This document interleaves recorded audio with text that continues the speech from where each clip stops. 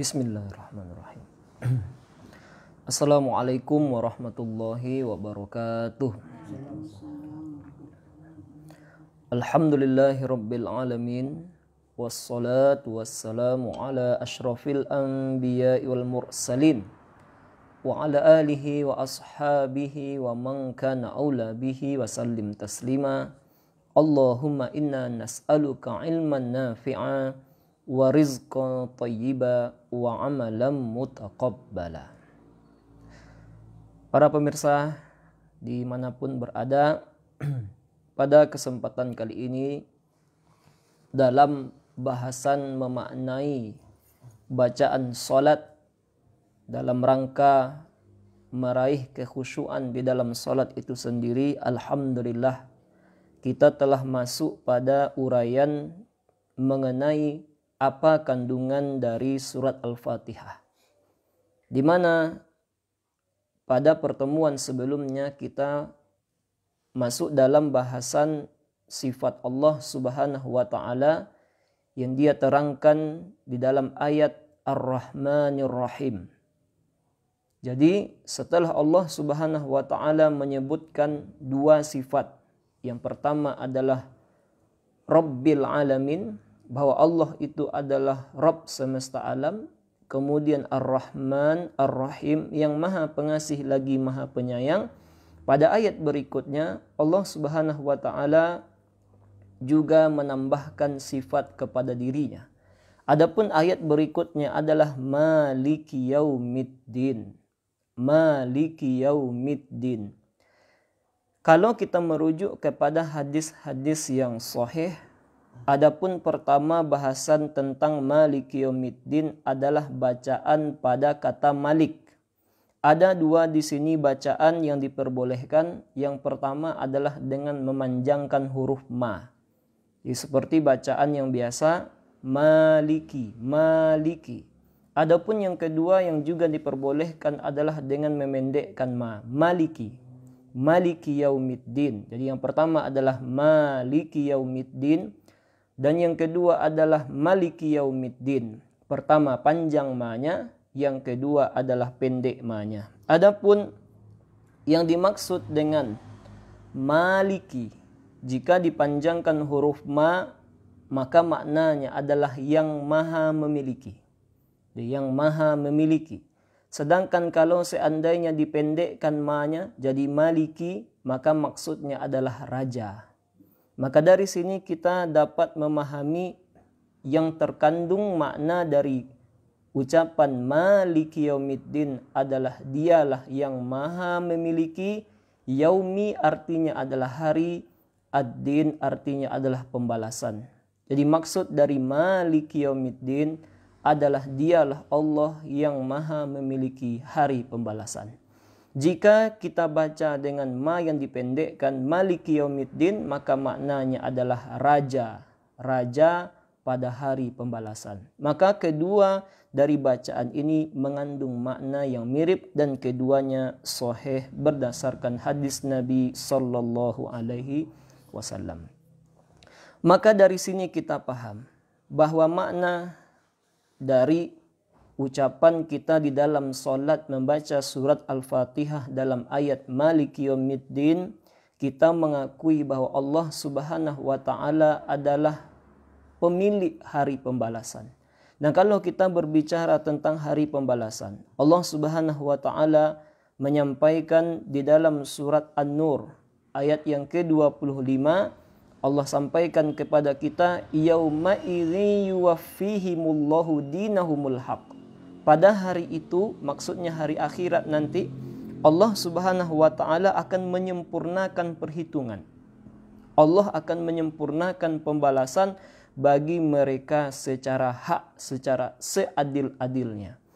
Maka dari sini kita paham bahwa kekuasaan Allah Subhanahu wa Ta'ala tidak saja di dunia ini. Siapapun yang meresapi makna Maliki Yaumiddin, dia akan mengakui, menghadirkan di dalam hatinya bahwa Allah juga akan berkuasa nanti di akhirat. Dan disebut kata-kata ad-din, hari pembalasan, karena di akhirat inilah momen yang paling penting. Jadi momen yang paling penting itu adalah Allah akan membalas semuanya.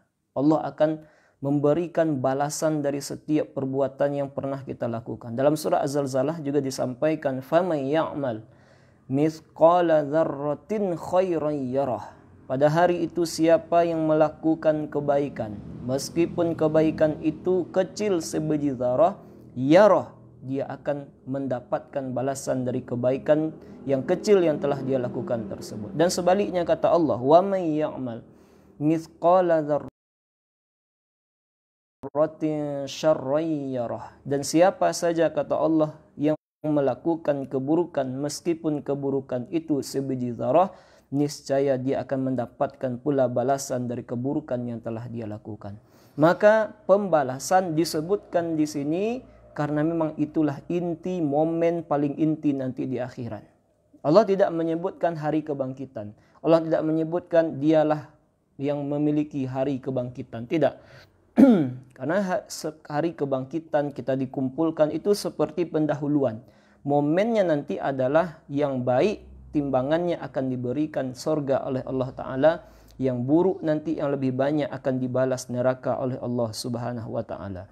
Menyebut perkara tentang hari pembalasan. Jika kita tengok bagaimana situasi dan suasana nanti pada hari pembalasan, sesungguhnya telah dijelaskan oleh Allah di dalam banyak ayat. Ingat-ingatlah para pemirsa dimanapun berada, pada hari itu tidak ada yang berani satupun berbicara kecuali yang diizinkan oleh Allah Subhanahu wa Ta'ala.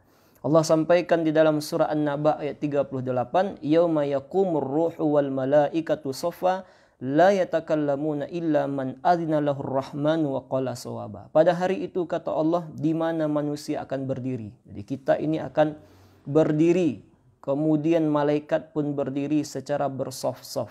Jadi kita manusia bersaf-saf, kemudian malaikat juga akan bersaf-saf berdiri, kemudian tidak ada yang berbicara kecuali yang diizinkan oleh Allah Subhanahu wa Ta'ala. Dan tidaklah mereka berbicara kecuali ucapan yang mereka katakan adalah ucapan yang benar. Begitu pula di dalam ayat yang lain surat Toha ayat 108 Allah juga sampaikan, "Wa khasya'atil aswatu lirrahman fala tasma'u illa hamsa." Dan suara-suara pada hari itu tunduk. Suara-suara pada hari itu hening. Hening sehening-heningnya. Di hadapan Allah tidak ada yang terdengar kecuali suara kaki yang dihentakkan. Nah, ini juga menjadi penjelasan, memberikan uraian kepada kita, gambaran kepada kita betapa runyamnya, betapa sulitnya hari ketika itu, di mana tidak ada satupun yang berani bersuara. Saking heningnya, Allah Subhanahu wa Ta'ala mengibaratkan tidak ada yang terdengar kecuali hentakan kaki. Tengoklah bagaimana pemirsa, kita kalau di dalam rumah, seandainya yang terdengar sampai terdengar hentakan kaki orang, itu tanda sunyinya rumah. Tanda sunyinya rumah, terdengar oleh kita hentakan kaki, itu tanda sunyinya rumah. Nah, begitulah kira-kira nanti suasana pada hari pembalasan. Inilah yang terkandung dalam makna Maliki Yaumiddin. Dialah Allah yang maha memiliki, dialah Allah Raja di Raja pada hari pembalasan. Kemudian kita menyebutkan ayat berikutnya, Iyyaka na'budu wa iyyaka nasta'in. Hanya kepadamulah kami menyembah. Wa iyyaka nasta'in maksudnya adalah hanya kepadamulah kami meminta pertolongan. Adapun ucapan tasydid pada huruf ya hukumnya adalah wajib. Jadi wajib mengucapkan iyyaka. Seandainya kita meninggalkan ucapan tasydid ini, maka kita jatuh ke dalam kesyirikan kepada Allah Subhanahu wa Ta'ala. Jikalau seandainya yang benar adalah iya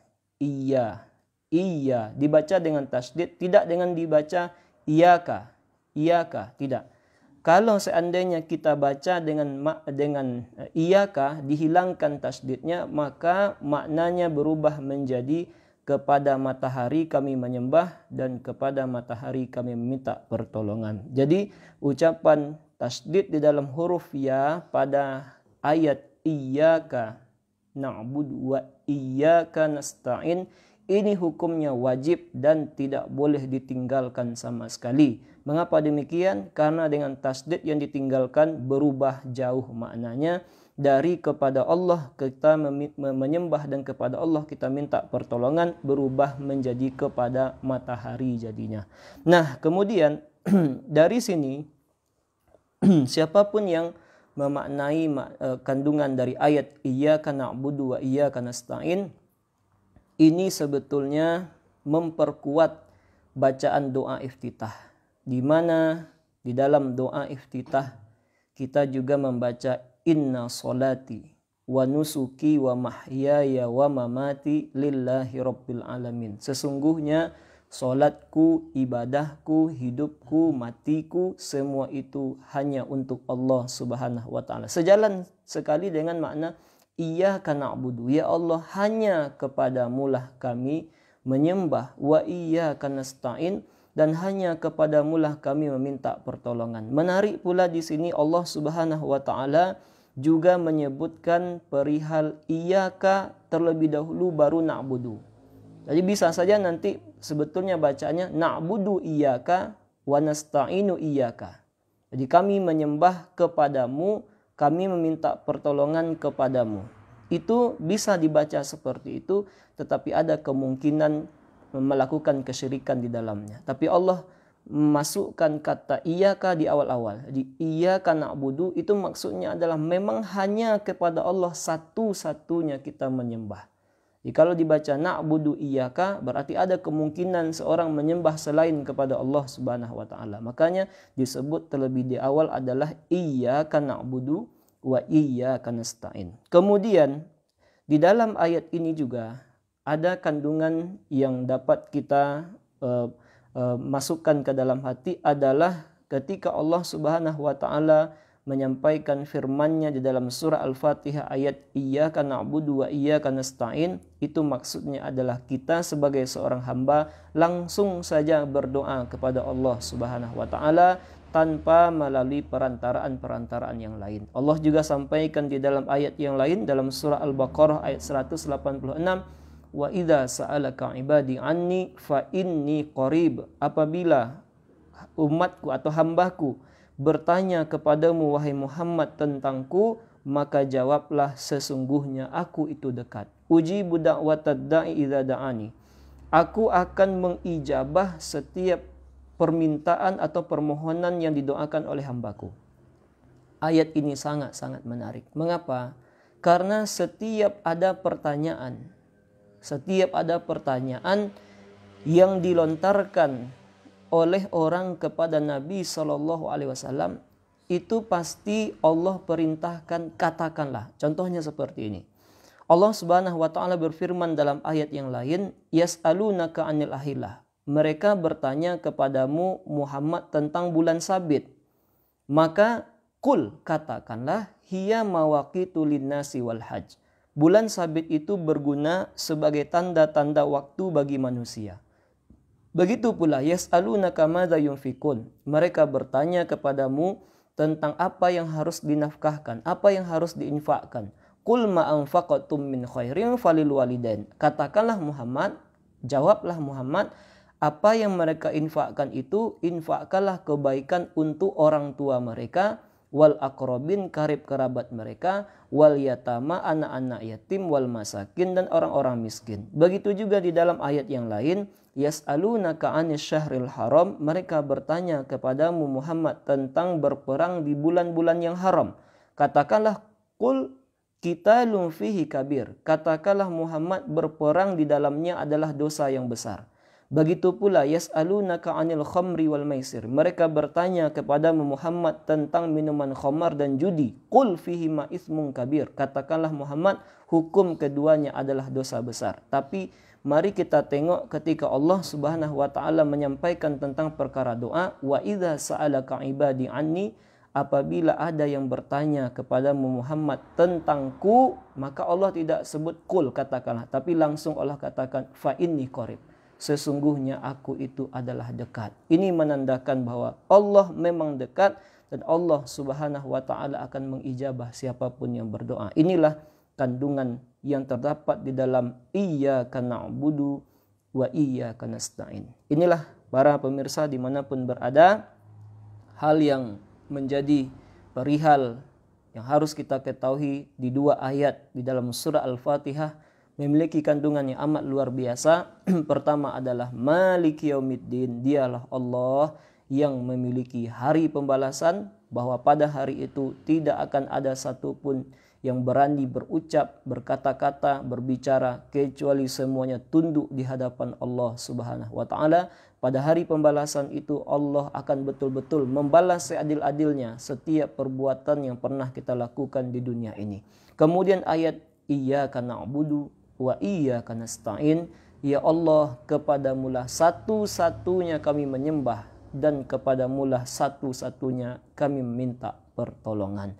Ayat ini memberikan penjelasan kepada kita bahwa kita hendaknya berdoa kepada Allah Subhanahu wa taala secara langsung, dan yakinlah siapa yang berdoa kepada Allah apapun yang dia minta, rezekikah itu, pekerjaankah itu, semacamnya jodohkah itu, semua dari apa yang dia minta, yakinlah Allah Subhanahu wa taala akan mengijabah setiap permintaan. Inilah kandungan yang terdapat dalam Iyyaka na'budu wa iyyaka nasta'in. Demikianlah para pemirsa, mudah-mudahan bermanfaat apa yang kita urai pada pagi hari ini. Mohon maaf jika ada kesalahan. Kita tutup dengan doa kafaratul majlis. Subhanakallahumma bihamdik, asyhadu an la ilaha illa anta astaghfiruka wa atubu ilaik. Assalamualaikum warahmatullahi wabarakatuh.